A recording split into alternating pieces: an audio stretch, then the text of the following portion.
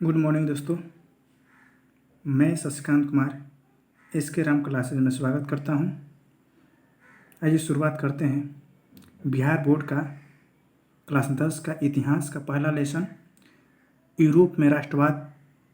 इसी चैप्टर का जितना भी ऑब्जेक्टिव बनता है उसको देखते हैं। तो आइए शुरू करते हैं। 1 नंबर क्वेश्चन है, इटली एवं जर्मनी वर्तमान में किस महादेश के अंतर्गत आते हैं?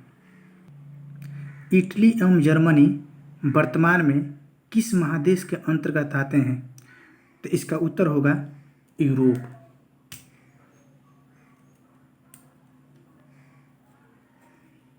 दो नंबर प्रश्न कह रहा है, फ्रांस में किस शासक वंश की पुनर्स्थापना वीना कांग्रेस द्वारा की गई थी? फ्रांस में किस शासक वंश की पुनर्स्थापना वीना कांग्रेस द्वारा की गई थी? तो इसका उत्तर होगा बुर्बो वंश। ये पूछा हुआ सवाल है, बिहार बोर्ड में कई बार रिपीट किया हुआ है, इसलिए आप इसको थोड़ा ध्यान दीजिएगा। 3 नंबर कह रहा है, मेजनी का संबंध किस संगठन से था? मेजनी का संबंध किस संगठन से था?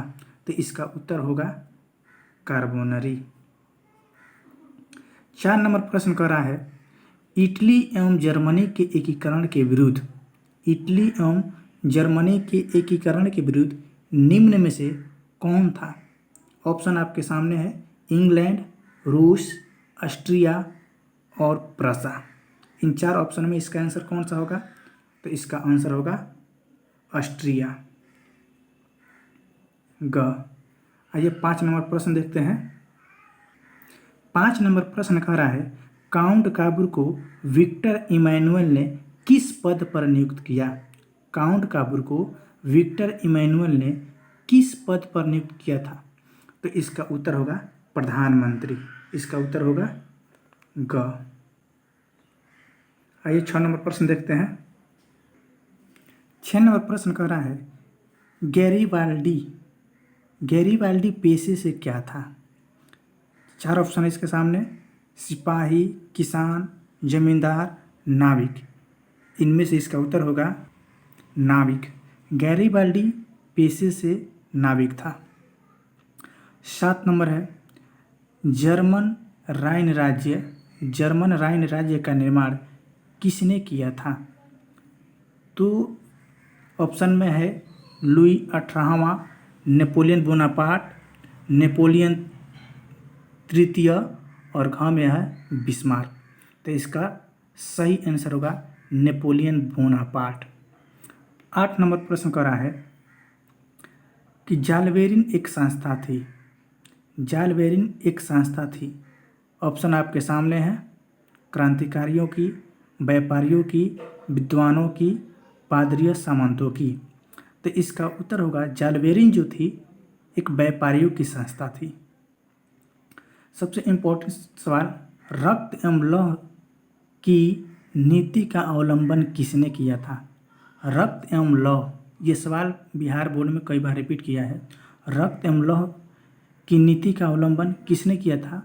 तो इसका सही आंसर होगा बिस्मार्क।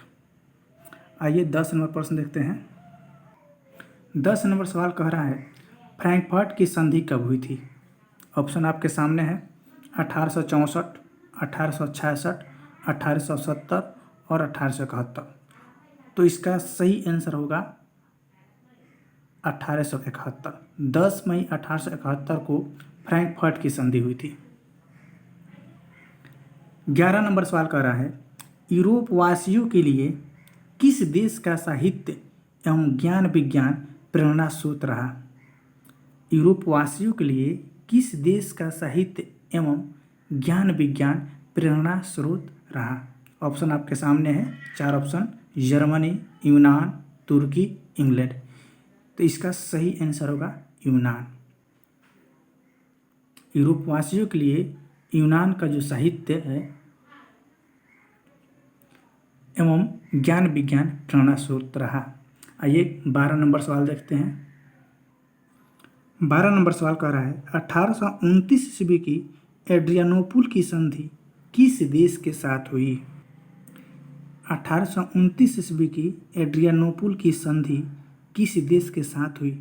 तो ये आपके सामने चार ऑप्शन है, तुर्की, यूनान, हंगरी, पोलैंड।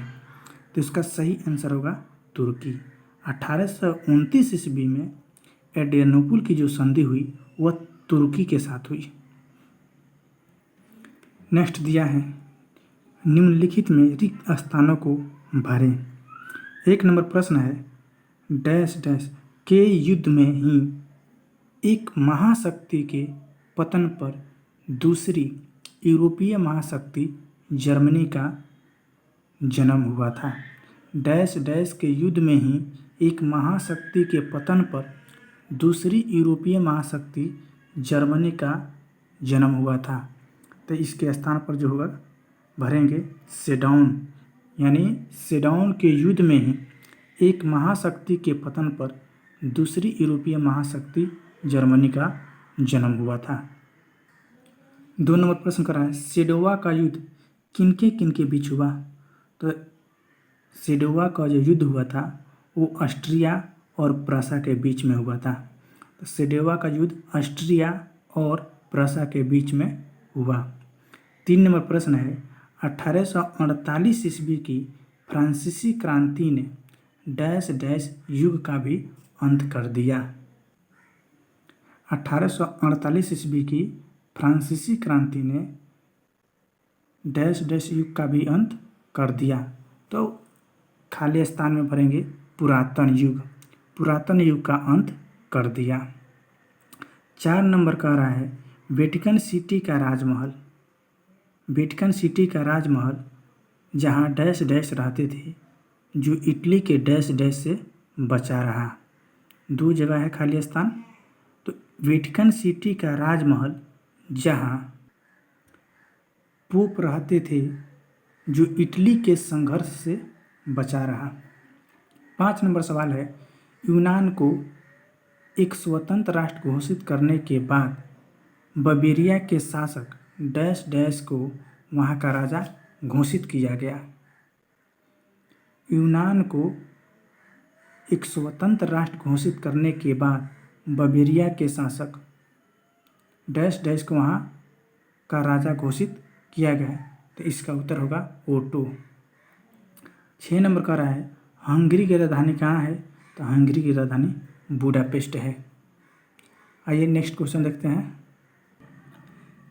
नेक्स्ट जो दिया है दोस्तों, मिलान करना है। 1 नंबर में कह रहा है मेजनी, मेजनी का संबंध किससे है? मेजनी का संबंध किससे है? तो इसका उत्तर होगा इटली से। 2 नंबर में हीगेल, हीगेल का संबंध किससे है? तो इसका होगा, हीगेल का जो होगा वो होगा दार्शनिक। 3 नंबर में है विस्मार्क, विस्मार्क का संबंध किससे है? तो विस्मार्क का जो संबंध है वो है आपका घ, जर्मनी का चांसलर, जो बच गया तो ग राजनीतिक। विक्टर इमैनुअल, विक्टर इमैनुअल का संबंध राजनीतिज्ञ से है। आइए चलते हैं नेक्स्ट। एक और मिलान चिन्ह दिया है दोस्तों। जो नेक्स्ट दिया है दोस्तों, उसमें जो मिलान करना है, कह रहा समूह अ में वियना सम्मेलन, वियना में सम्मेलन जो है इसका मिलान क्या होगा? तो इसका जो होगा वो आपका होगा 1814 से 1815, सितंबर से जून, सितंबर से जून। 2 नंबर का रहा है मेटरनिख का पतन कब हुआ? मेटरनिख का पतन कब हुआ? तो इसका जो आंसर होगा वो होगा आपका 1848, यानी 2 का ग, 1 का घ। 3 नंबर में कह रहा है इटली का एकीकरण, इटली का एकीकरण कब हुआ? तो इसका उत्तर होगा क 1871।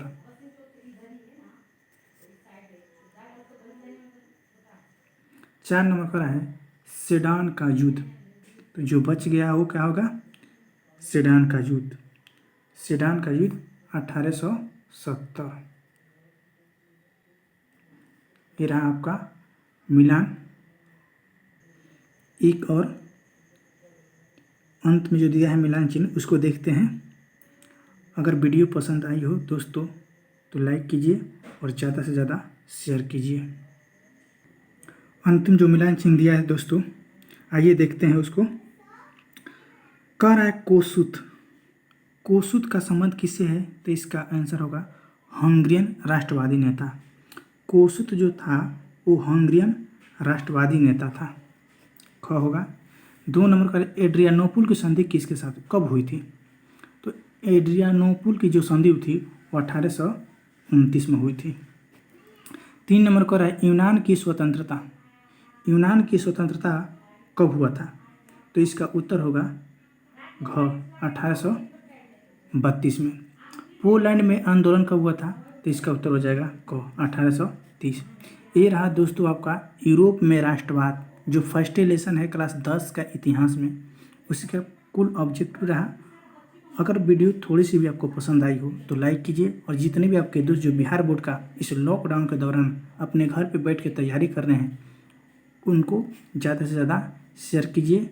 अपने घर पर रहिए, सुरक्षित रहिए। जय हिंद।